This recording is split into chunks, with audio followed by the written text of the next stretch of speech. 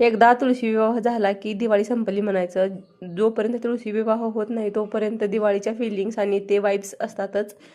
तिचे लग्न लावले की दिवाळी संपते.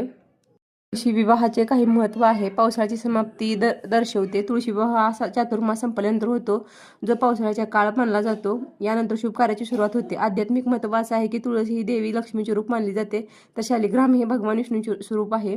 या विवाहातून स्त्री आणि पुरुष यांच्यातील पवित्र नाते जोडले जाते. शुभ मुहूर्ताची सुरुवात होते. या विवाह सोहळ्यानंतर लगीन आणि इतर मंगल कार्यासाठी शुभ मुहूर्त होतात असे मानले जाते. धार्मिक महत्त्व असे आहे की या दिवशी केलेल्या विधी आणि पूजेनंतर घरात समृद्धी आणि सुखसुविधा येतात अशी श्रद्धा आहे. विद्या आणि परंपरा अशा आहेत की या विवाह सोहळ्यात तुळशीला नवीन वस्त्र प्रदान करून तिला मंडप घालून तिचा विवाह लावला जातो.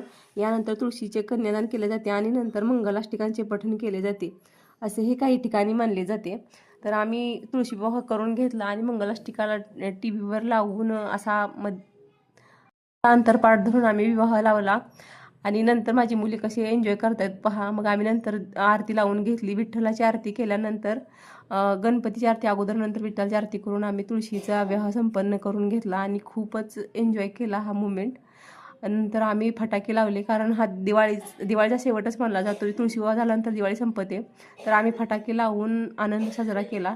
तर माझी मुले खूप खुश होती आणि त्यांनीही खूप एन्जॉय केलं. कसा व्हिडिओ वाटला नक्की सांगा. थँक्यू.